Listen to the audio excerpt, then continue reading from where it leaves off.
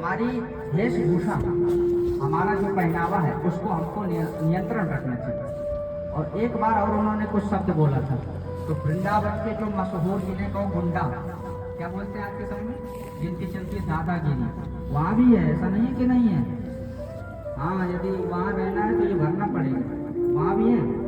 सब जगह पापियों का आतंक है, ऐसा नहीं कि नहीं।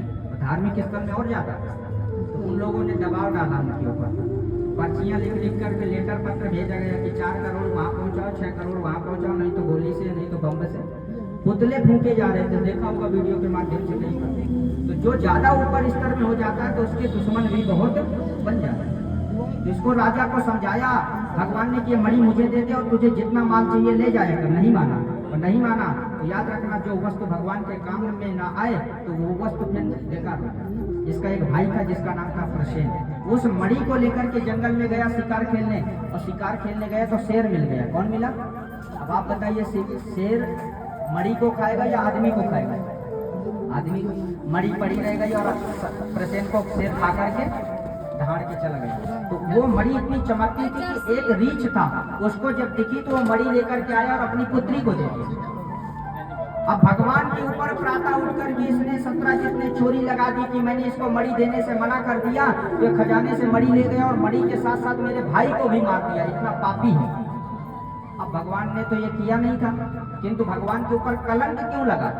भगवान बताना चाहते हैं कि मनुष्य का तन पा करके जीवन में सुख दुख, कलंक अकलंक, हर तरीके के मार्ग हमको देखने।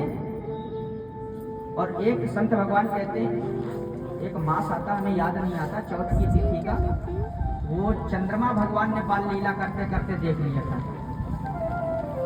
कौन सा मास है हमें याद, स्मरण नहीं आ रहा, आज पढ़ने को भी नहीं मिला। ये जो भक्त आ गए थे कुछ, उनके पास टाइम देना पड़ा, तो आज रिवीजन नहीं कर पाए। क्या कैसे बोलिए भक्त वत्सल भगवान की। भादव का जय हो, ताली बजाओ इनके लिए। अब अनुभव तो आपको भी हो गया, सुनने को मिला कि काफी कथाएं हो गई। हाँ, बोले वृंदावन बिहारी लाल की। भादव का महीना, इस महीने की चौथ की तिथि का चंद्रमा नहीं देखना चाहिए, नहीं तो कलंक लगता है। तो भगवान को लग गया, भगवान ने कहा भाई मैंने नहीं किया, फिर भी मैं अपने कलंक को, सफेद कपड़े में दाग लग जाए, कन्या कितनी भी अच्छी क्यों ना हो, आगे चरित्र आएगा, यदि उसके जीवन में दाग लग जाता है तो जीवन भर के करने के लिए हो जाता है।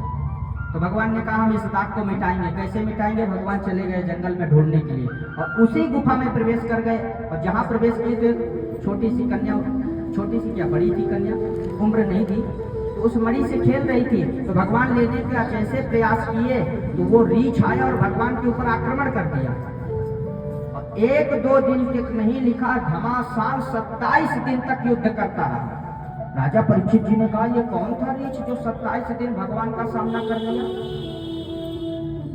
जब 27वें दिन परास्त हो गया तो भगवान के चरणों में लेट गया और स्तुति करने लगा कि मैं अब पहचान गया आपको, क्योंकि साधारण व्यक्ति 27 दिन तक मेरे सामने टिकने वाला नहीं था। तो इसका पूर्व जन्म बताया है। पूर्व जन्म में ये वानरों के सेना का था जामवंत। कौन था? जामवंत पूरे युद्ध में युद्ध नहीं किया, पूरे रामायण में। जब रावण मारा गया तो जामवंत राम जी से कहने लगा कि ये तो छोटे छोटे मेरे वानरों ने ही परास्त कर दिया, अभी मेरे हाथों की खुजली नहीं मिटी है, मेरे समाज योद्धा ढूंढ के लाओ, मुझे भी युद्ध करना है। तो राम जी ने कहा देख भाई, अब तो रावण मारा गया, अब राक्षस है नहीं है, अब तेरी इच्छा है या तो मेरे से 2-2 हाथ कर ले, या फिर अभी रुक, अगले युग में मैं कृष्ण बनकर आऊंगा, नहीं तो इस युग की मर्यादा घटी तो खराब हो जाएगी। कि बताओ, शिष्य ही गुरु के ऊपर युद्ध करने लगा, हाथ छोड़ दिया। तो इस युग में मत युद्ध कर, अगले युग में मैं बाल लीला